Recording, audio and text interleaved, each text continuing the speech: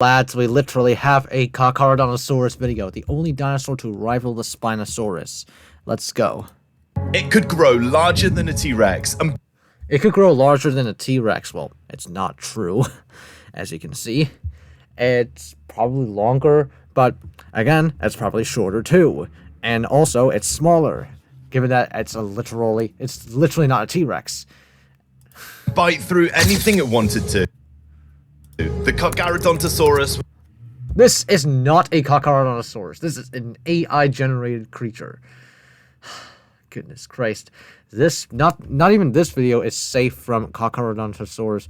No, not even this video is safe from AI. Sorry about that. Largest theropods to ever walk the earth. But what made this apex predator one of the deadliest hunters of all time? Sorry.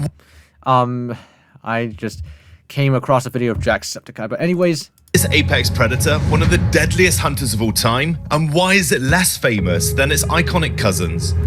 Its iconic cousins. It's actually more closely related to Spinosaurus than Rex. Ironically enough. Alright. Iconic cousins. Around 100 million years, iconic cousin.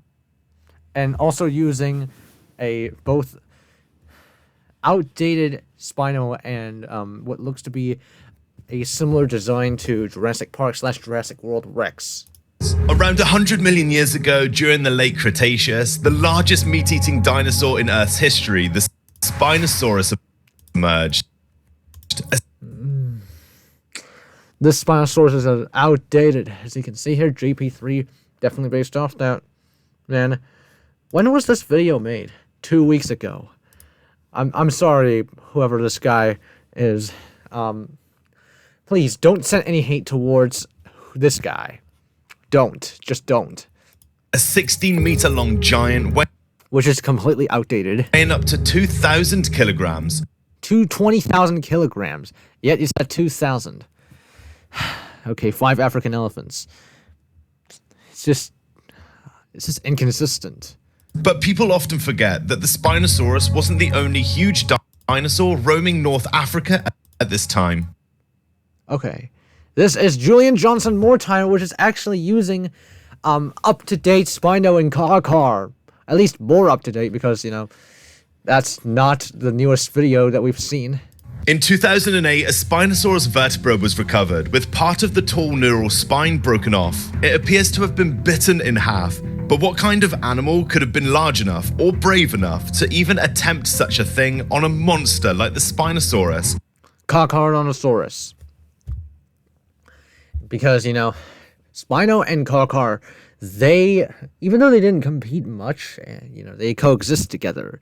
And so, if things are going to go wrong, things just go wrong, conflicts will happen. And this is a conflict.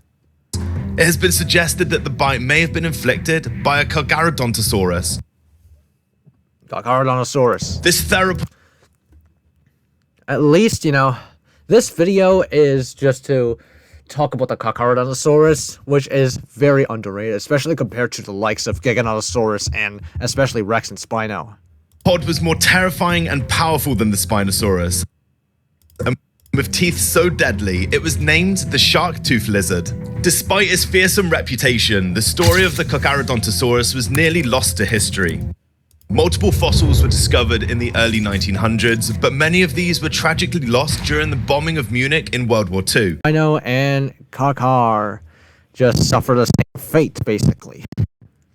Their skeletons were destroyed because of the bombings of Germany. For decades, this giant predator remained a mystery. It wasn't until new discoveries were made in 1995 and 2005 that scientists were finally able to piece together more of its story. So what made the shark-tooth lizard capable of dominating North America alongside the Spino? Using bone fragments, incomplete skulls, and teeth from 2 discovered species, paleontologists have been able to estimate its size and appearance. The larger of the two, the Carcharodontosaurus saharicus, This is an incredibly stark difference.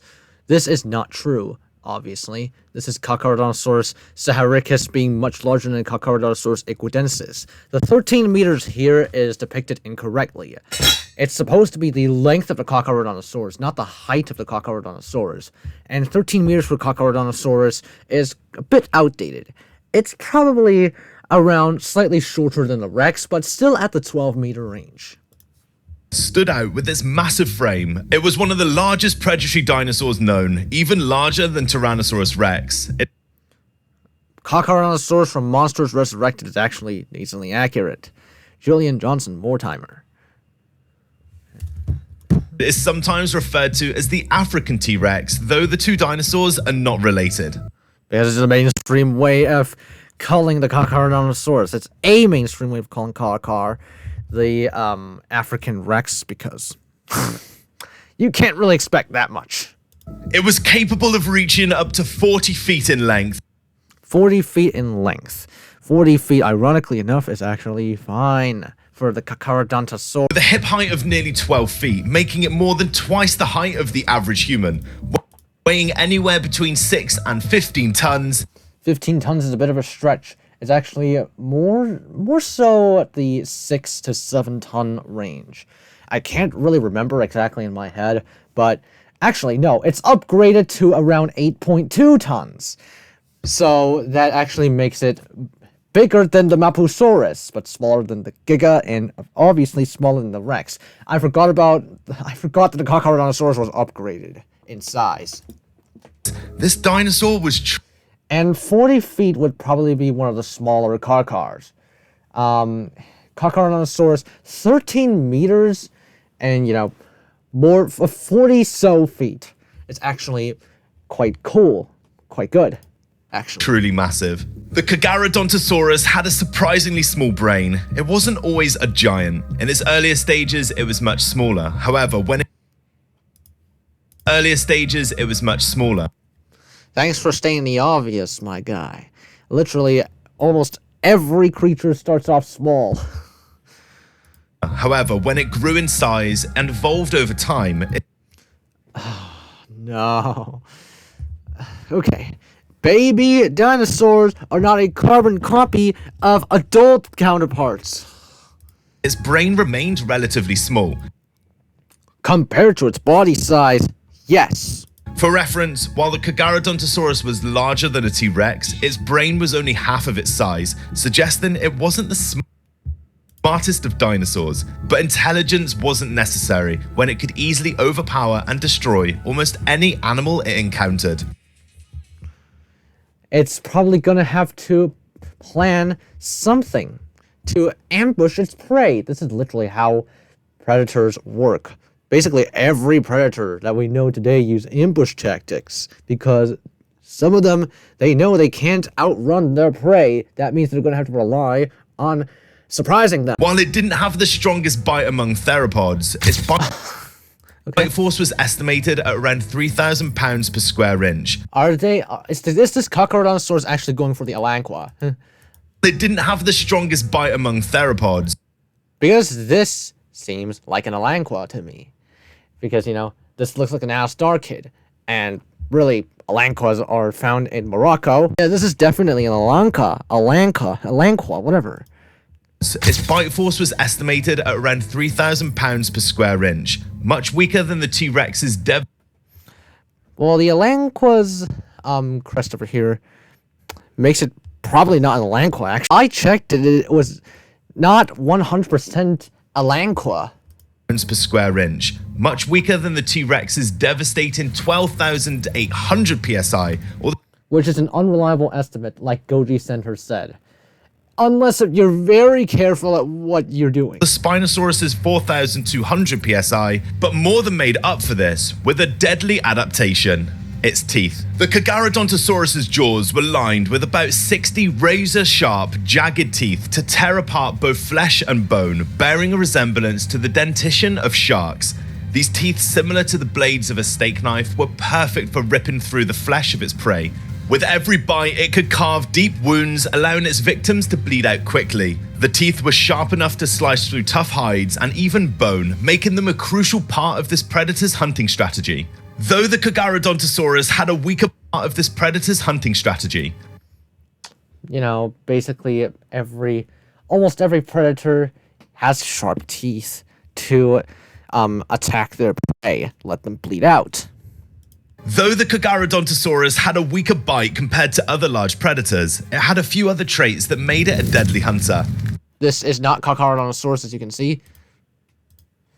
This looks like much more like a Tyrannosaur. Weaker bite compared to other large predators, it had a few other traits that made it a deadly hunter. It was surprisingly fast for its size, with some estimates suggesting it could run up to 20 miles per hour. These calculations come from fossilized footprints found near where the Coexistence saharicus remains were discovered. Preserved lung tissue on the fossils also revealed air sacs similar to those found in modern birds. This unique feature allowed the Coexistence to take in more oxygen with each breath, helping it run longer and faster in the pursuit of prey. This is unlike the T-Rex, which evolved to rely almost entirely on its bite. The Coexistence had a more versatile hunting approach. I wouldn't call that versatile. I would just call this a different hunting approach, given that the T-Rex and Coexistence anatomies are quite different from each other. Not even closely related at all. That's the thing. Further research into this creature's hunting techniques suggest it was most likely an ambush predator. Like any other creature, like any other predator in that matter, they're going to have to ambush to be successful. If they don't ambush, if they just go on the open plains and hunt, their prey would notice and probably outrun them. We can infer this by examining the skull, particularly its tall, narrow snout and its laterally facing eyes. These features restrict binocular vision to a region of approximately 20 degrees wide, comparable to that of modern crocodiles. This is a common trait in ambush predators. The limited binocular vision would have been helpful for focusing on prey and judging distances, allowing precise timing when launching an attack. With its powerful legs, the Coexistence could quickly close the gap once it was within range, relying on speed for the final chase. But it wasn't just its legs that made this apex predator so dangerous. You know, you already said the teeth, you already said it's supposed to be ambushing. Okay, what the Coexistence even need to run most of the time? Like, gosh, if it's an ambush predator, it's not going to have to run for a very long time. Mostly. Another surprising advantage lay in its arms. While huge lay in its arms. Basically, every predator uses their head for hunting. Why bother with the Coex's arms? Even though Coex's arms are definitely quite functional, they probably were not used to hunt. They just use their head for hunting. While huge theropods, especially the T-Rex, are famous for their tiny and seemingly useless arms, I can't say the same for Spinosaurus, you know? Just put in Spinosaurus. the Coexistence arms were different. Its arms were longer compared to the T-Rex, equipped with 3 long, sharp claws. But you know, given their still small size, not small size, they're seemingly short length. It's probably not used for combat. At the end of its fingers. Sorry about that. As opposed to the T-Rex's too. I literally had a little bit of a brain fart there. These upper limbs were also packed with muscle. It's believed that these limbs were primarily used to grapple with large prey, either to grapple with large prey, or maybe to hold it in place or to inflict deep slashing wounds. Digital models and simulations have shown that the Coexistence could have used its muscular arms to lift prey, with estimates suggesting it could successfully lift a maximum body mass of 850 kilograms, heavier than a fully grown adult male grizzly bear. Once within range of its target, the Coexistence would have deployed its devastating shark-like bite to cut deep into its prey, causing massive damage and significant blood loss. Shark-like bite. This is literally Coexistence. It's supposed to be famous for its sharp bite, its sharp teeth. that could cut to blood vessels. I'm not exactly surprised by this. Landing a deadly bite, it would likely not waste energy on further attacks. Instead, it would simply follow its prey, waiting for it to bleed to death. With this hunting strategy, the Coexistence could kill massive prey without the need for an intense struggle. Outdated Spinosaurus, as well as that. These guys literally serve different niches. They can't even be compared. The Spinosaurus literally hunted fish. Coexistence hunted the large herbivores in its environment. Need for an intense. Also the time-traveling Ouranosaurus, by the way. Struggle. This was an efficient killing method that it had mastered, and it was Spinosaurus could kill massive prey without the need for an intense struggle. Not the need for an intense struggle. Neither did Spinosaurus, because, you know, Spinosaurus hunted fish, and it was very successful in hunting it. This was an efficient killing method that it had mastered, and it was completely different from the hunting style of the Spinosaurus. Which means that they literally cannot be compared. This video is just incredibly confusing me. It's just incredibly confusing to me. One day you're just talking about, you're just comparing Coexistence to the Rex and Spino. You're using inconsistent models as well. Is this even AI generated? This is probably AI generated by the looks of it. Sorry, dude, no offense. Which specialized in wetlands and rivers. This huge difference in hunting environments is likely the key reasons these two giants could thrive alongside each other. Basically, niche partitioning. There's a reason why the Spino and Coexistence managed to coexist for so long. It's because they never really competed with each other. They just hunted different things. They just served different niches in the ecosystem. Spinosaurus hunted fish, Coexistence hunted large herbivores in its environment. Thrive alongside each other. North Africa had two deadly killers, but by exploiting different. Oh no! Not the monsters resurrected Spinosaurus! Oh, hell no. Environments, they did not have to compete with one another to coexist. This was likely good news for the Spinosaurus, which primarily fed on fish and smaller animals, while the Spinosaurus had the advantage in size and weight. The Spinosaurus had the advantage in length. That's it. The Coexistence had the advantage in size. The Coexistence more than made up for it with its aggressive and powerful hunting style. Earlier we mentioned a Spinosaurus vertebra was found in 2008 with its neural spine bitten in half. While this is exception to the norm. There is exception to the norm, as you can see. We may never know for sure what caused this injury. It's clear that the Coexistence was more than capable of causing this damage. With It's speculatory. its powerful jaws. It's speculatory, and if it's true, it's whatchamacallit. It's exception to the norm, as I said earlier. Shark-like teeth and unique hunting strategies, it's easy to see how it could have stood up to the mighty Spinosaurus. To the mighty Spinosaurus, eh? If the two ever crossed paths, the outcome likely depended on where they met. In the two were to cross paths, they would just politely ignore each other, because they would probably just politely ignore each other because of self-preservation instincts anyway. In the water, Spinosaurus would have had the clear advantage. Coexistence would probably not go to the water as often then. I mean, it'll probably still go for the water to drink. Spinosaurus having self-preservation instincts. Sorry, had a stroke there. So, Spinosaurus having self-preservation instincts would not go after the Coexistence like 99.999% of the time. Coexistence, seeing that the Spinosaurus is gigantic, also has a 99.999% chance of not going after the Spino. But on land, Coexistence was faster, more agile, and its deadly hunting techniques would have made it a dominant force. Even though the Coexistence was one of the largest and deadliest theropods, it wasn't immune to extinction. Fine. Long before any asteroid wiped out the dinosaurs, both the Coexistence and Spinosaurus vanished. But why? Climate change.